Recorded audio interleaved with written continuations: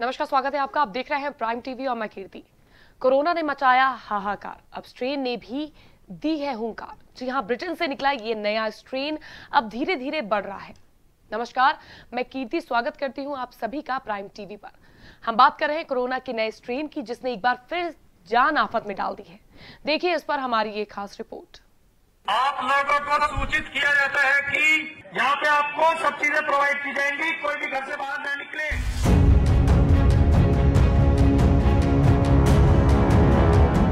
Corona के कोहराम ने लोगों को डराया। अब नए स्ट्रेन से पूरा विश्व घबराया। इस नए स्ट्रेन ने लोगों को एक बार फिर सोच में डाल दिया है। फिर से मन में सवाल उठने लगे हैं कि क्या देश में लॉकडाउन होगा, क्योंकि जिस तरह से मरीजों की संख्या में इजाफा हो रहा है उसे देखकर लग रहा है कि क्या फिर हमें कैद होना पड़ेगा। आप लोगों को सूचित किया जाता है कि यहाँ पे आपको सब चीजें प्रोवाइड की जाएंगी, कोई भी घर से बाहर न निकले। क्या फिर हम घरों में त्योहार मनाएंगे? क्योंकि जब पिछले साल कोरोना की एंट्री हुई थी तो पूरा विश्व लॉकडाउन हो गया था। अब इस नए स्ट्रेन की एंट्री से फिर सभी लोग संशय में आ गए हैं। कोरोना वायरस के नए स्ट्रेन से देश में अब तक 50 से ज्यादा लोग संक्रमित हुए हैं। केंद्रीय स्वास्थ्य मंत्रालय ने इसकी जानकारी दी है। कोरोना वायरस का नया स्ट्रेन सबसे पहले ब्रिटेन में आया था, जो 70% तक अधिक संक्रामक है। ये वायरस धीरे धीरे भारत के राज्यों में भी बढ़ रहा है। इस वायरस ने भी कोरोना की तरह अपने पैर पसारने शुरू कर दिए। जहां देश की राजधानी दिल्ली में इस नए स्ट्रेन के 7 मरीज मिल चुके हैं, तो वहीं यूपी में भी इसके मरीजों में धीरे धीरे बढ़ोतरी हो रही है। यूपी की राजधानी लखनऊ में बीते कल कानपुर रोड स्थित 2 कॉलोनियों में इस वायरस के 2 मरीज मिले, जिसके बाद पूरे इलाके में हड़कंप मच गया। स्थानीय प्रशासन ने लोगों से 11 जनवरी तक घरों में रहने की अपील की है। आप लोगों को सूचित किया जाता है कि दिनांक 11 जनवरी 2021 तक कोई भी अपने घर से बाहर नहीं जाएगा और न ही अपने किसी रिश्तेदार को यहाँ बुलाएगा, क्योंकि ये एरिया कंटेनमेंट जोन है, इसलिए सील कर दिया गया है। आप लोगों को खाने पीने की वस्तुएं जैसे कि दूध, फल, सब्जी, जो कुछ भी चाहिएगा वो होम डिलीवरी ही होगा। वहीं मेरठ में इस नए वायरस के 4 नए मरीज मिले हैं, जिससे उत्तर प्रदेश में भी इस वायरस को लेकर दबी आवाज में चर्चाओं का बाजार गर्म होने लगा है। कोरोना का स्ट्रेन धीरे धीरे बढ़ रहा है। दूसरी तरफ देश को 2 वैक्सीन भी मिल चुकी है, जिसका पूरा देश में ड्राई रन चल रहा है। वहीं ब्रिटेन से ये वायरस इतना कोहराम मचाने लगा है कि वहां फिर से लॉकडाउन लगाना पड़ा गया।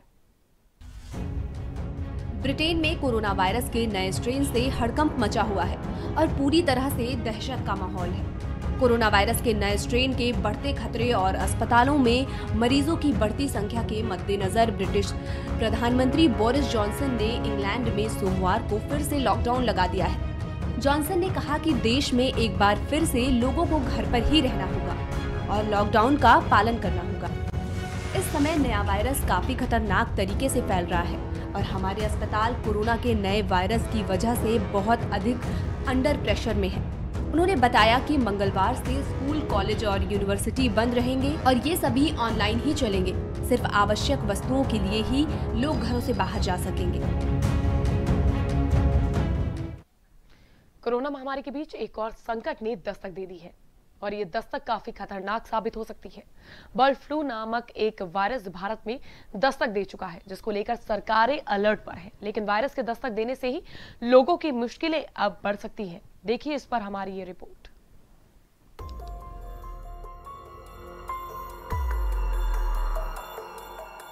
कोरोना महामारी के बीच एक और मुसीबत आ गई है, बर्ड फ्लू, जिसने देश में पहले से व्याप्त डर को और बढ़ा दिया है। बर्ड फ्लू यानी एवियन इन्फ्लुएंजा उन राज्यों पर दोहरी मार है जो पहले से ही कोरोना से जूझ रहे हैं। गुजरात, हरियाणा, मध्य प्रदेश, हिमाचल प्रदेश, राजस्थान और केरल को बर्ड फ्लू ने अपनी चपेट में ले लिया है। इन राज्यों में बड़ी संख्या में कौवों और अन्य पक्षी मरे हुए पाए गए हैं। एवियन इन्फ्लुएंजा वायरस का एक सब टाइप है जो खास तौर से पक्षियों के जरिए फैलता है। यह बीमारी पक्षियों के बीच बहुत तेजी से फैलती है और अत्यंत घातक हो सकती है। पक्षियों से ये बीमारी इंसानों में भी फैलती है। इस वायरस की पहचान पहली बार 1996 में चीन में की गई थी। एशियाई H5N1 मनुष्यों में पहली बार 1997 में पाया गया था, जब हांगकांग में एक पोल्ट्री फार्म की मुर्गियां संक्रमित हो गई थी। केंद्र सरकार ने राज्यों को अलर्ट जारी करते हुए कहा है कि इन इलाकों में बर्ड फ्लू से पक्षियों की मौतें हो रही हैं, वहां से सैंपल लेने की जरूरत है। अधिकारियों ने प्रभावित क्षेत्रों में फ्लू के लक्षणों वाले लोगों की पहचान करने के लिए अभियान भी शुरू किया है। राज्य सरकारों ने उन क्षेत्रों में कुछ प्रतिबंध लागू करने के भी आदेश दिए हैं, जहां पक्षियों की मौत के मामले सामने आए हैं।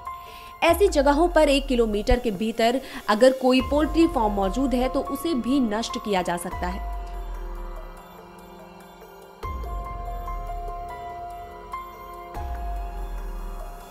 आइए जानते हैं कि किन राज्यों में बर्ड फ्लू के मामले सामने आए हैं और वहां क्या उपाय किए जा रहे हैं।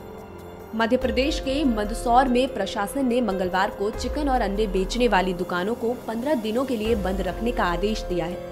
यहाँ कौवों में बर्ड फ्लू का पता चलने के बाद अधिकारी सतर्क हुए और इस बारे में उपाय किए गए हैं। मंदसौर में अब तक 100 कौवों की मौत की खबर है। हालांकि अभी तक किसी पोल्ट्री फार्म में पक्षियों के प्रभावित होने का कोई भी मामला सामने नहीं आया है।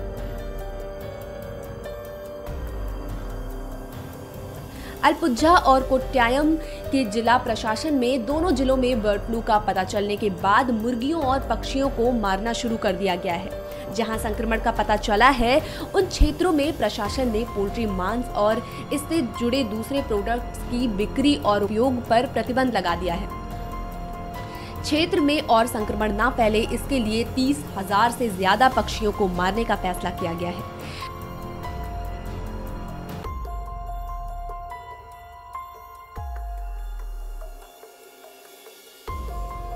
गुजरात के जूनागढ़ में 53 पक्षियों के शव मिलने के बाद जिले के वन और वन्य जीव अधिकारी अलर्ट पर हैं। अधिकारियों को संदेह है कि पक्षियों की मौत की वजह बर्ड फ्लू हो सकता है। जूनागढ़ जिले में मनावर तहसील के बटवा इलाके में 53 पक्षी मृत पाए गए। वन अधिकारियों की एक टीम मौके पर पहुंची और मरे हुए पक्षियों के अवशेष को जांच के लिए भेज दिया गया है।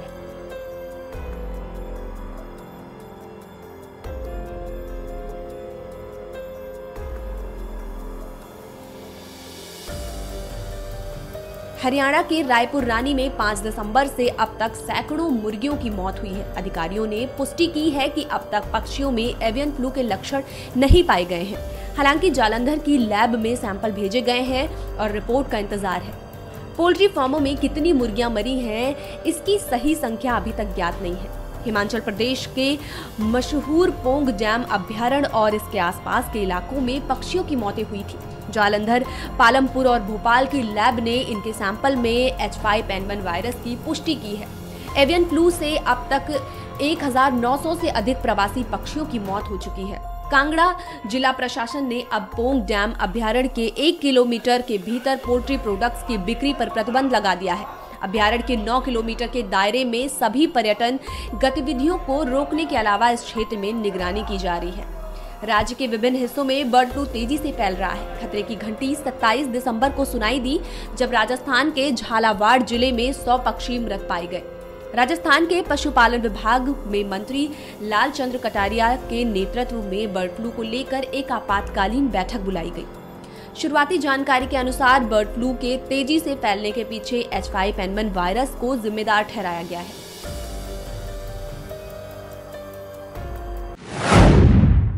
बाकी राज्यों में क्या है हालात?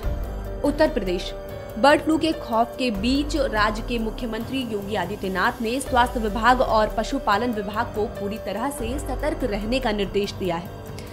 झारखंड कोविड-19 के बीच बर्ड फ्लू के फैलने की आशंका के राज्य सरकार ने अलर्ट जारी किया है। झारखंड सरकार ने सभी जिलों को एडवाइजरी जारी की है कि पक्षियों की अप्राकृतिक मौतों के बारे में पशुपालन विभाग को सूचित किया जाए। उन्हें ऐसे पक्षियों के नमूने प्रयोगशाला में भेजने के लिए भी कहा गया है। तमिलनाडु राज्य के स्वास्थ्य सचिव राधाकृष्णन ने कहा है कि केरल से तमिलनाडु में बर्ड फ्लू न फैले, इसके लिए कार्रवाई की गई है। कन्याकुमारी में विशेष चेकपोस्ट लगाकर मुर्गियों को ले जाने वाले वाहनों की जांच की जा रही है और उन्हें सैनिटाइज किया जा रहा है। कर्नाटक राज्य ने सरकारी मशीनरी को अलर्ट कर रखा है, लेकिन अभी तक संक्रमण का कहीं कोई केस सामने नहीं आया है। Desk report prime. औरैया में इरवा कटरा में धान क्रय केंद्र पर साहब एसएमआई की ही राज चलता है। साहब औरैया के दबंग एसएमआई संतोष कुमार हैं, जो किसान के धान को खरीदने से इनकार कर व्यापारी से रात के अंधेरे में खरीद फरोख्त कर रहे हैं। देखिए इस पर यह रिपोर्ट।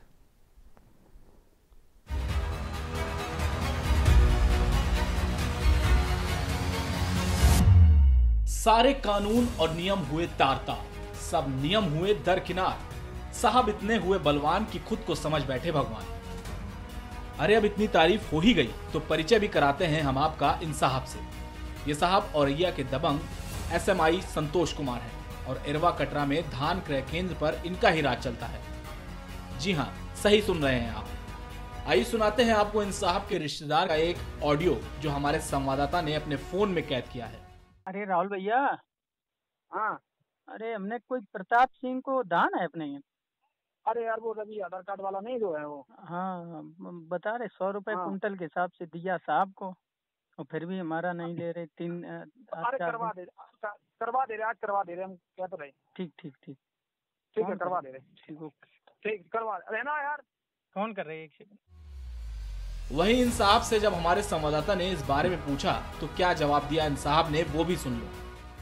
सर, ये धान खरीद केंद्र पर इरवा कटरा में जो आज ये मामला एक सामने आया है, जिसमें व्यापारी जो दुकानदार हैं उन लोगों का धान लिया जा रहा है, किसान का धान नहीं लिया जा रहा है। कोई व्यापारी नहीं है, सारे किसान मौजूद है, किसी जानकारी ले सकते हो आप। नहीं, जानकारी ली है इसी में तो। हाँ, तो मैं किसान बुला देता हूँ, आप उनसे बात कर लो। इसके बाद जयसिंह एक है, जयसिंह के नाम पे हाँ। 4 बीघा खेत है, उनका धान काफी लगभग 80 करीब है उसमें चढ़ा हुआ। उसके साथ वो आया मौजूद है और उसका साझेदार का भी खेत है उसका। उन्हें टोकन भी नहीं दिया गया, उनका हाँ। धान उतर गया आज। हाँ, तो मैंने उससे भी बात की, मैंने पूछा है कि साहब को जानकारी नहीं थी पूरा। नहीं बेच, आपने 250 कुंटल बेचा, आपने कितना रुपया दिया है? हमने तो नहीं। शैलेंद्र नारायण कौन है बताइए? हाँ, तो हमने तो नहीं दिया। शैलेंद्र नारायण कौन है? आपने उनके नाम से 250 कुंटल बेचा है, कौन है? उनके नाम क्यों? उन्हीं नहीं, कौन है? नहीं, वो तो एक दिन नहीं आए। हाँ, तो ठीक है, तो आप बताओ। आपने 1 रुपया दिया? नहीं, तब कैसे आरोप लगा रहे हैं आप? लेकिन लोगों की है रिकॉर्डिंग। नहीं, तो रिकॉर्डिंग कर लाइए, हम तो किसान मौजूद है, हम बता रहे। तो ये है दबंग एसएमआई संतोष कुमार, जिनसे हमारे संवाददाता के पूछने पर धमकी भरे अंदाज में रौब दिखा रहे हैं। किसान ने हमारे संवाददाता से मदद की गुहार लगाई, जिसके बाद पूरा ऑपरेशन हमारी टीम ने किया। बड़े भाई कहाँ हो? जी बताओ, यही है गोदाम पे। कौन गोदाम पे? अपने ही कांटे। गोदाम पे आओ। जी, कहाँ? यहाँ धान वाली। क्या हुई हो? अरे यार, कमीशन 200 रुपया कुंटल के हिसाब से। हाँ, नगद पैसा दो, बाबू के बाद 3 दिन ट्राली फंसी खड़ी, तुम ट्राली नहीं तोड़ रही हमारी। अच्छा। हाँ, किन्ने दो तो?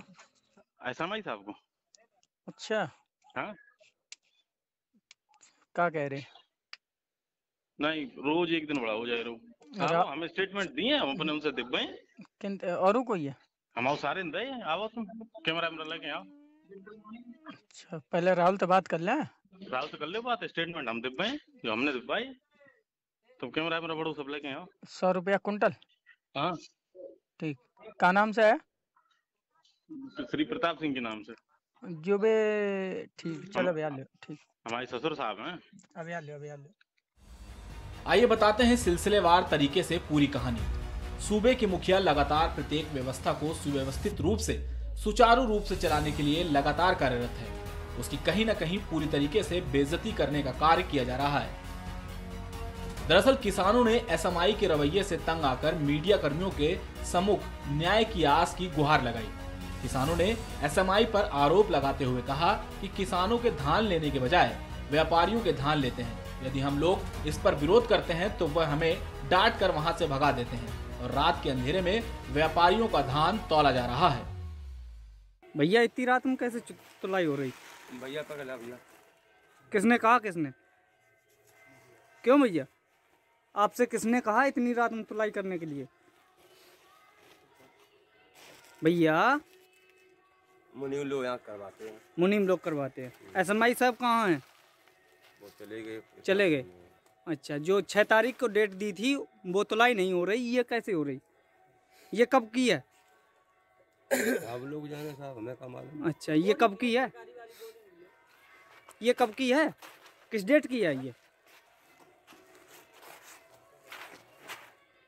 क्या बज गए भैया? टाइम क्या है? 6 बजे। 6 बज गए। SMI साहब कहाँ हैं? कहाँ हैं? इधर देखो जरा, कहाँ हैं? घर पे गए होंगे साहब। घर पे गए होंगे। क्या कह गए आपसे? ये दान तौल लो। हाँ, बोल के गए। अच्छा, बोल के गए हैं। ये कब, किस डेट का है दान? मालिक कौन है? हमको नहीं पता। मालिक जी खड़े यहाँ पे। कौन है मालिक? मकरंद। कहाँ के रहने वाले हैं? कहाँ के रहने वाले हैं? देईपुर चपन्ना जी। एरवा कटरा का धान ये किस तारीख का है दान? अब हमको नहीं मालूम कौन तारीख का है। ठीक। बता दें कि जब मीडिया कर्मियों द्वारा किसानों की समस्या को लेकर SMI संतोष कुमार से बातचीत की गई तो जवाब देते तीखे शब्दों में कहा कि कुछ अंक पत्रों में प्रकाशित खबर ने मेरा क्या कर लिया और तुम भी मेरा कुछ नहीं कर पाओगे, जिससे परेशान पीड़ित ने न्याय की गुहार लगाई है। क्या नाम है आपका? रामचंद्र। रामचंद्र। कहाँ के निवासी हो? एरवा टीपुर। अरवा टीपुर। क्या समस्या आई है धान खरीद करने पर? धान आज ये 10-15 दिन हुए बोरा रखे हैं और धान नहीं ले रहे और व्यापारियों को धान खरीदा जा रहा है। जो और व्यापारी हैं उन लोगों को धान खरीदा जा रहा है? खरीदा जा रहा है। आपका धान कहाँ यहीं लगा है? अभी लगा है हमारा। क्या नाम है आपका? नाम आशीष कुमार। आशीष। क्या समस्या है आपकी? समस्या जो है साहब, 3 महीना पहले हमें 2 जनवरी को टोकन दोगे तो बीच में हमें ज़रूरत पड़ी तो हमने पूछी आगे तो कोई नहीं, जिस डेट आपकी दी गई उसी डेट में लेके आना। तो मैं उसी डेट में लेके आया, लेकिन यहाँ तब तक 10 ट्राली कम से कम खड़ी हैं। अब पता नहीं नंबर कब लगे। फिर हूँ जाकर यार 4-5 दिन बाद आई ट्राली खोल जाओगी। अब भाड़े की ट्राली हम खोल जाए, जब फिर जो धान बारिश हो जाए, मौसम जो घरा फिर का हो। कहाँ के निवासी हो तुम? किल्लामपुर। आखिर बेलगाम हुए इन अधिकारियों पर कैसे लगेगी लगाम? इन परिस्थितियों में बेचारे इन गरीब किसानों का क्या दोष और किसानों की परेशानियों को कैसे किया जाएगा दूर? देखना यह होगा कि उच्चाधिकारी क्या इस मामले पर लेते हैं संज्ञान या फिर ऐसे ही किसान भटकते रहेंगे। औरैया से अमित कुमार की रिपोर्ट।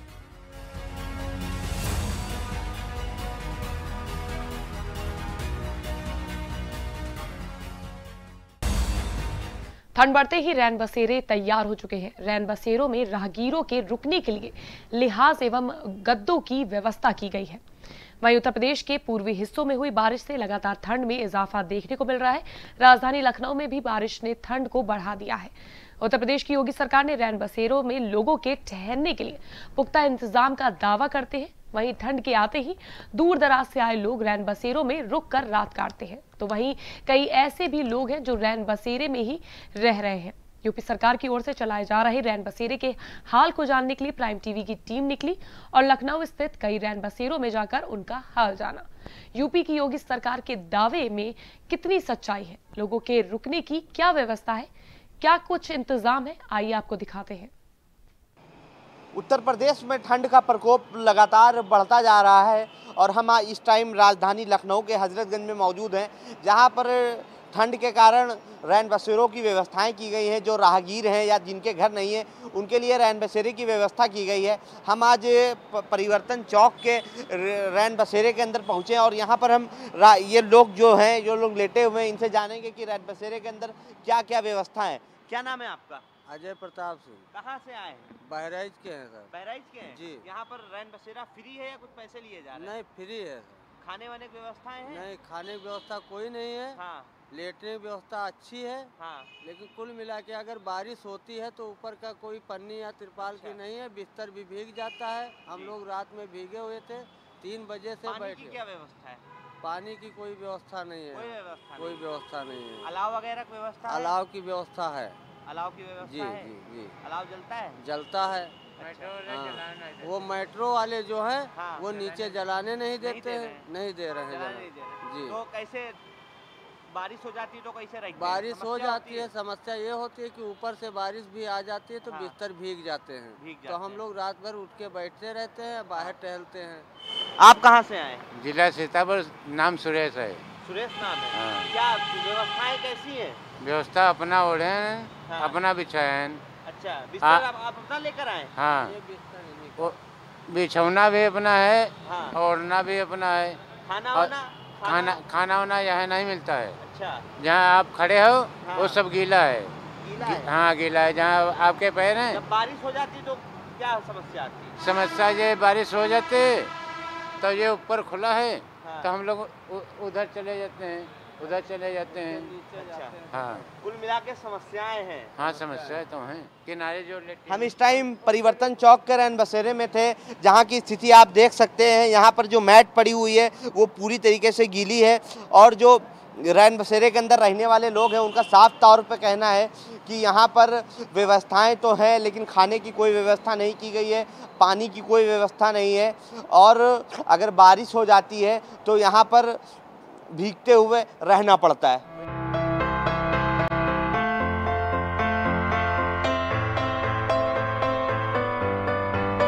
रैन बसेरे के केयरटेकर हमारे साथ मौजूद हैं, हम इनसे जानेंगे रैन बसेरे के अंदर क्या क्या व्यवस्थाएं की गई। सबसे पहले आप अपना नाम, आप क्या नाम है आपका? सुनील नाम है। क्या व्यवस्थाएं हैं रैन बसेरे के अंदर? सर व्यवस्थाएं फोल्डिंग है जी, गद्दे हैं, रजाई है। कुछ लोग तो ज़मीन पे ही लेटे हुए हैं। तो सर जैसे व्यवस्था कोई भी लिमिटेड है, पब्लिक बढ़ जाएगी तो जो ज़मीन पे लेटे हैं तो उनके लिए कम्बल वगैरह व्यवस्था। अभी बारिश की कोई व्यवस्था नहीं, लोग बता रहे हैं कि पानी गिर जाता है तो इधर उधर भागना पड़ता है, बिस्तर भी भीगे हैं कुछ लोगों के। बिस्तर क्या, जैसे रात में अचानक बारिश हो गई तो एक दो बेड जो बाहर साइड उधर हैं वो भीग गए, बाकी तो सब सही है। बाकी सब ठीक है।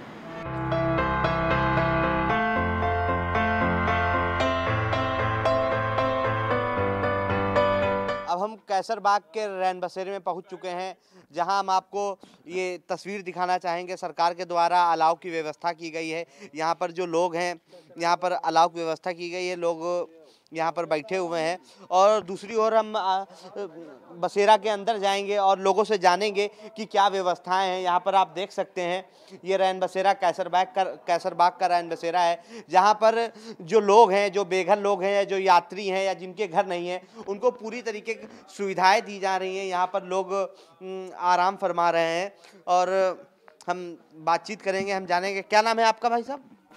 रिंकू नाम है। रिंकू, कहाँ से हैं? गोरखपुर से।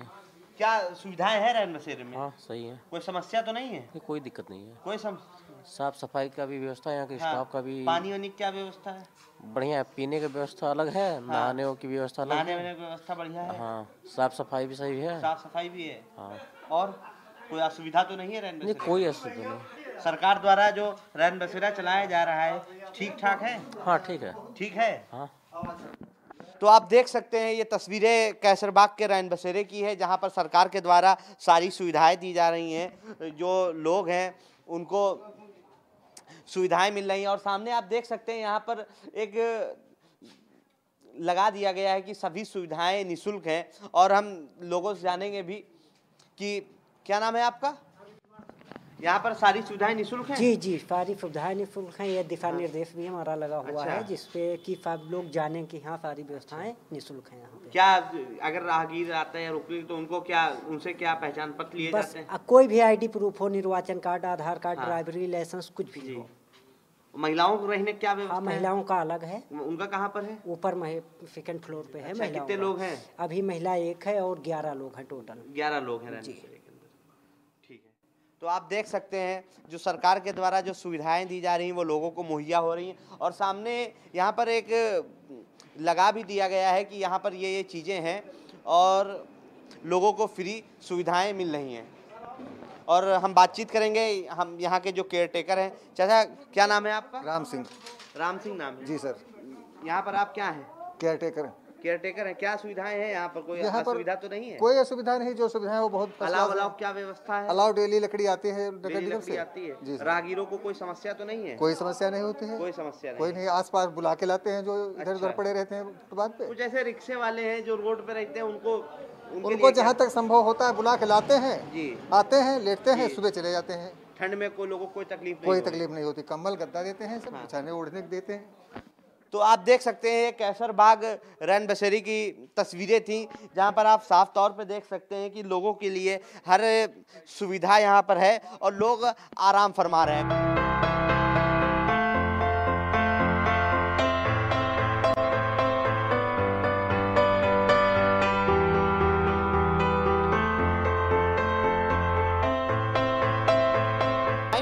टीम की कवरेज लगातार जारी है। आज हम रात्रि रियलिटी चेक पे निकले हैं। ठंड का मौसम है, ठंड में जो गरीब असहाय लोग हैं उनको क्या क्या सुविधा मुहैया हो रही हैं, हम उसका जायजा लेंगे। आप देख सकते हैं रात का 12 बज रहे हैं और हम राजधानी लखनऊ के चौक में मौजूद है, जहां पर आप देख सकते हैं सरकार के द्वारा रैन बसेरी की व्यवस्था किए जाने के बावजूद भी लोग सड़कों पर सोने को मजबूर हैं। आप ये देख सकते हैं, ये चौक की तस्वीर है, जहां पर साफ तौर पे देखा जा सकता है कि जो गरीब असहाय लोग हैं वो किस तरीके से इस कड़कड़ाती हुई ठंड में रोड पे सोने को मजबूर है। अब सोचने वाली बात यह है कि जो शासन प्रशासन के लोग हैं, क्या इनको ये गरीब असहाय लोग रोड पर नहीं दिखाई देते हैं, जबकि उत्तर प्रदेश सरकार के द्वारा रैन बसेरों की व्यवस्थाएं लगातार की जा रही हैं।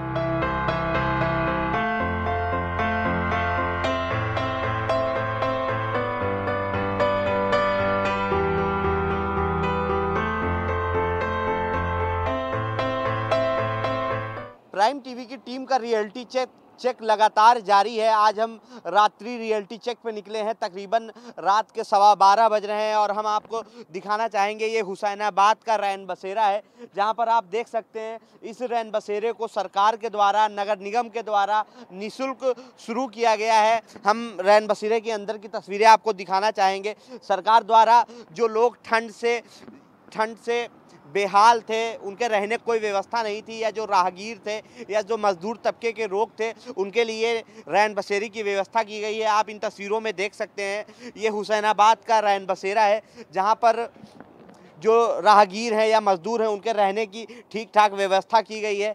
तस्वीरों में साफ देखा जा सकता है कि जो उत्तर प्रदेश के मुखिया योगी आदित्यनाथ हैं, उनको गरीबों का दर्द समझ में आता है और साथ ही साथ रैन बसेरे की व्यवस्था की गई है। आप देख सकते हैं यहाँ पर जो गरीब लोग हैं वो आराम से सो रहे हैं। हम इनसे बातचीत करेंगे। रैन बसेरे में क्या सुविधाएं हैं? सब सुविधा अच्छी है, सब सुविधाएं अच्छी। क्या नाम है आपका? दिलीप वर्मा। दिलीप वर्मा। कहाँ के रहने वाले हैं? सीतापुर के रहने वाले। कोई समस्या तो नहीं है? नहीं, कोई समस्या। पानी वानी क्या व्यवस्था है? पानी की सर है, शौचालय वगैरह? शौचालय तो नगर हम लोग बाहर जाते हैं। अच्छा, और सब कोई निःशुल्क है? पैसा वैसा तो नहीं लिया जा रहा है? पैसे लिया जाता है सर। पैसे लिए जाते हैं। कितने रुपए लिए जाते हैं? 5 रुपए लेते हैं। 5 रुपए लेते हैं। 5 रुपए लेते हैं एक दिन के? जी, 5 रुपए एक दिन के लेते हैं। कौन केयर टेकर है? ये चौक में। चौक के हैं जी। और भी लोग हैं, हम उनसे जानेंगे। आप कहाँ के रहने वाले हैं? क्या सुविधाएं मिल रही है रैन बसेरे में? हाँ, बढ़िया है सब। पैसा लिया जा रहा है? नहीं लिया जा रहा है। वो तो बता रहे हैं पैसा लिया जा रहा है। रैन बसेरे में पैसा कहाँ लिया जा रहा है? नहीं लिया जा रहा है, 1 रुपए भी नहीं लिया जा रहा है। और रहने वहने की सब व्यवस्था है? कंबल वम्बल अपना ला रहे हो या नगर निगम के द्वारा? अपना लिया है। अपना लाए हो? कहाँ के रहने वाले हो? मैकलगंज के रहने वाले। तो आप देख सकते हैं जो सरकार के द्वारा जो व्यवस्थाएं दी जा रही हैं वो लोगों तक पहुंच रही हैं, और जो गरीब असहाय लोग हैं वो इस ठंड में आराम से रह रहे हैं। कैमरामैन अनुराग के साथ रेहान वारसी, लखनऊ। तो आज की खास रिपोर्ट्स में फिलहाल के लिए बस इतना ही। फिर हाजिर होंगे देश और दुनिया की तमाम बड़ी खबरों के साथ। आप देखते रहिए प्राइम टीवी।